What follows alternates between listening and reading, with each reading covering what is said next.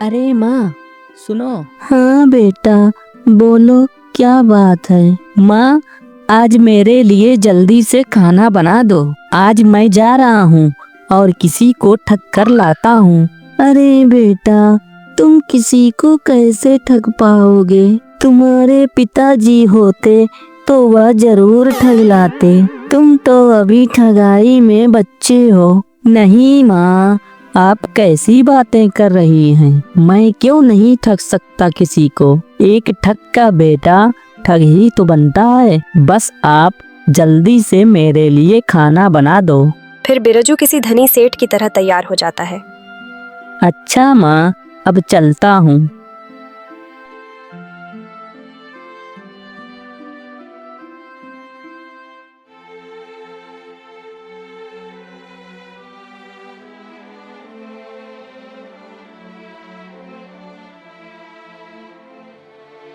बिरजू चलते चलते एक गांव के नजदीक पहुंचता है। तभी गांव के करीब ही 4 ठग अपने खेत में काम कर रहे थे।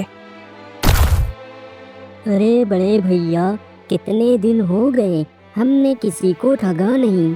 हाँ बड़े भैया, मन्ना भैया ठीक कह रहे हैं। अब तो हमारे पास पैसे भी नहीं बचे हैं। जो थे सब खत्म हो गए हैं। चलो भैया, आज किसी सेठ को ठगते हैं। अरे सुनो, उधर देखो, उधर कोई मुसाफिर आ रहा है।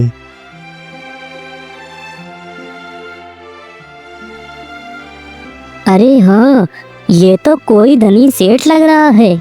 चलो चलो, इसे ही ठगते हैं।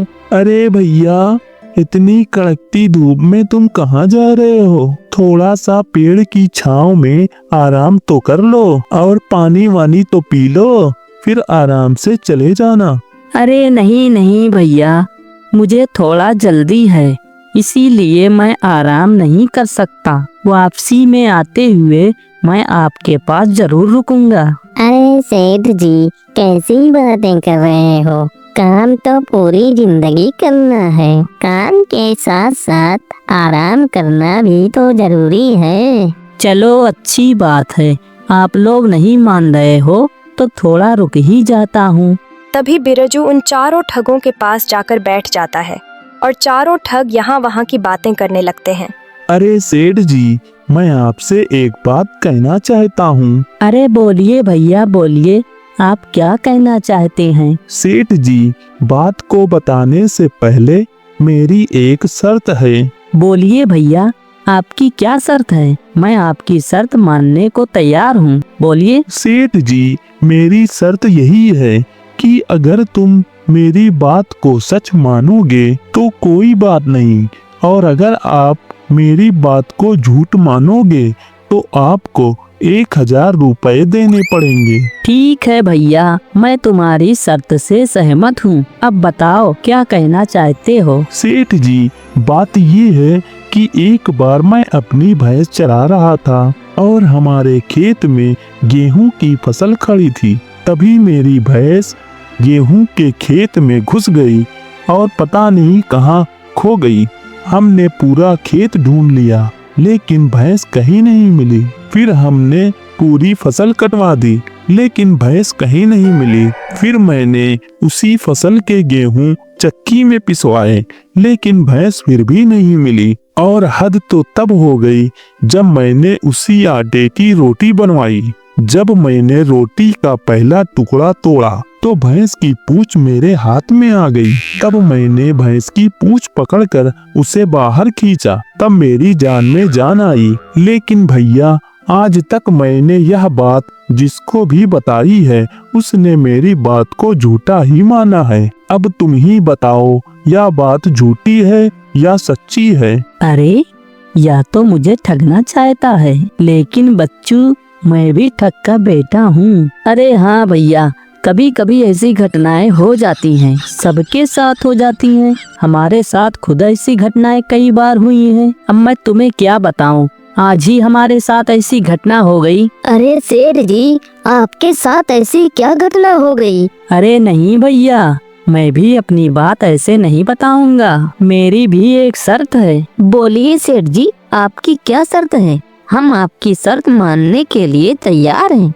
अरे भैया, शर्त वही है अगर तुम लोग मेरी बात को झूठा मानोगे तो तुम चारों को 1,000 रुपए देने पड़ेंगे, और अगर सच मानोगे तो कोई बात नहीं। हाँ हाँ ठीक है, हमें तुम्हारी शर्त मंजूर है। बताओ क्या बात थी? अरे भैया क्या बताऊं, आज मैं जब तैयार होकर सुबह काम के लिए निकलने वाला था, तभी मेरी सेठानी जी ने कुछ सुंदर पकवान बनाए थे और वो कह रही थी कि पकवान खाकर ही जाना, लेकिन मुझे काम की ज्यादा जल्दी थी तो मैं पकवान खाए बिना ही आ गया। लेकिन मेरी सेठानी जी मुझसे इतना प्रेम करती हैं कि वह पकवान लेकर मेरे पीछे पीछे यहाँ तक आ गई हैं। लेकिन सेठ जी, आपकी सेठानी तो कहीं नजर नहीं आ रही हैं। अरे भैया यहाँ नहीं, उधर देखो, वो मेरी सेठानी आ रही हैं।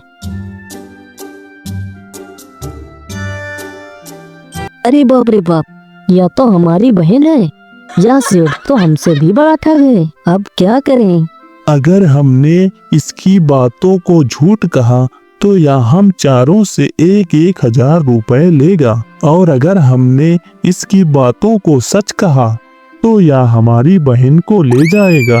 भैया मेरी मानो तो अपनी बहन को इस सेठ के साथ भेज देते हैं।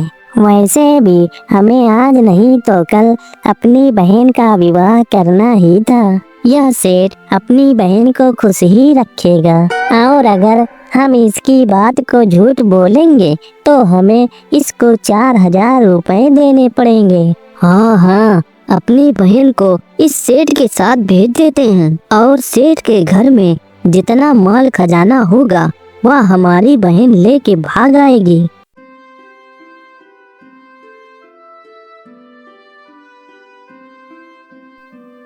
अरे तुम आ गई, मैं कितनी देर से तुम्हारा इंतजार कर रहा हूँ। अरे तुम कौन हो? मैं तो तुम्हें जानती तक नहीं। अरे मेरी प्यारी बहन, ये तुम्हारे पति हैं। तुम्हारा विवाह इसके साथ बचपन में ही हो गया था। अब जाओ बहन, तुम इसके साथ जाओ, हम लोग जल्द ही तुम्हें लेने आएंगे। अच्छा मेरे प्यारे सालों, अब मैं चलता हूँ। अरे भैया, ये तो हमारी बहन को ही ठग ले गया। हम इसे छोड़ेंगे नहीं। चलो कल ही हम इसके घर चलेंगे।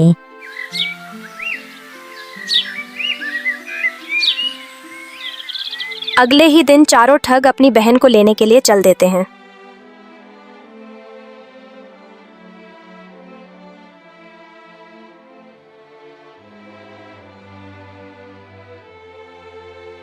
अरे भैया, आप लोग आ गए।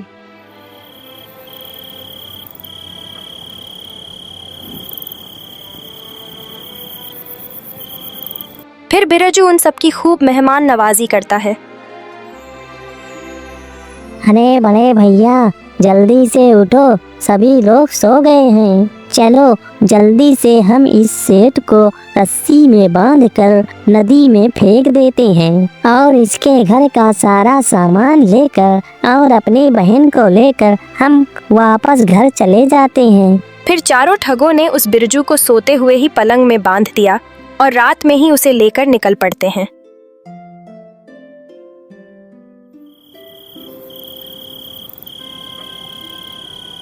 उन्हें चलते चलते रात से सुबह हो जाती है। अरे भैया, मैं इस पहाड़ को उठाते उठाते थक गया हूँ। चलो अब इस पेड़ के नीचे थोड़ा सा आराम कर लेते हैं। फिर वे चारों पलंग को नीचे रख देते हैं और वहीं पर सो जाते हैं। तभी एक चरवाहा अपनी गायों को चराते चराते वहीं पर आ जाता है। अरे भैया, यह लोग आपको बांधकर कहाँ ले जा रहे हैं? क्या बताऊं भैया, ये चारों हमारे साले हैं। इनकी एक बहन का विवाह हमारे साथ हो गया है। इनकी एक दूसरी भी बहन है। ये लोग उसका विवाह भी मेरे साथ करना चाहते हैं। ये कहते हैं कि इन्हें कहीं लड़का नहीं मिल रहा है। मेरे लाख मना करने के बावजूद भी ये लोग नहीं मान रहे हैं और मुझे बांध कर ले जा रहे हैं। तो भैया क्यों ना इनकी दूसरी बहन का विवाह मेरे साथ करवा दो। हाँ हाँ, क्यों नहीं, जरूर करवा सकता हूँ। पहले जल्दी से मेरी रस्सियों को खोल दो और तुम चुपचाप यहाँ पे लेट जाओ, मैं तुम्हें रस्सी से बांध देता हूँ। बिरजू जल्दी से उस चरवाहे को पलंग में बांधकर वहीं पेड़ के पीछे छुप जाता है। अरे मुन्ना उठो, देखो सूरज निकल आया है, जल्दी चलो। फिर वे चारों उसे उठाकर नदी पर पहुंच जाते हैं। उधर बिरजू उस चरवाहे की सारी गायें अपने घर ले जाता है।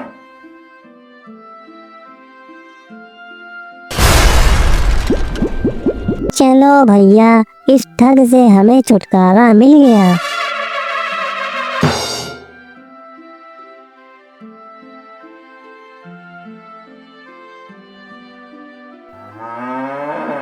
अरे ये क्या, ये ठग तो यहीं बैठा है। अरे जीजा जी, तुम यहाँ पर कैसे? और इतनी सारी भैंस तुम कहाँ से ले आए हो? अरे ये मत पूछो, तुम लोगों ने मेरे साथ बहुत अन्याय किया है। तुम लोगों ने मुझे नदी के किनारे ही फेंक दिया था। अगर थोड़ा आगे और गहरे पानी में फेंकते तो इससे भी ज्यादा अच्छी अच्छी भैंसें पकड़ कर ले आता। अब क्या करूं, तुम लोगों ने मुझे किनारे ही फेंक दिया तो यही मिली है। अरे जीजा जी, क्या बात कर रहे हो? चलो मुझे भी कुछ भैंसे दिला दो। हाँ जीजा जी, मुझे भी भैंसे चाहिए, चलो जल्दी। अच्छा, तो तुम लोगों को भी भैंसे चाहिए तो चलो मेरे साथ, मैं जहाँ बोलूँ तुम वहीं कूद जाना और अच्छी अच्छी भैंस पकड़ कर ले आना। बिरजू उन चारों ठगों को नदी की गहरी धारा के सामने ले जाता है। अरे सुनो, तुम लोग जल्दी से इस जगह पर कूद जाओ, वरना लोग अच्छी अच्छी भैंसें लेकर चले जाएंगे। चारों ठग बिना देरी किए हुए नदी की बीच धारा में छलांग लगा देते हैं और उसी में डूबकर मर जाते हैं। फिर बिरजू अपने घर वापस चला जाता है।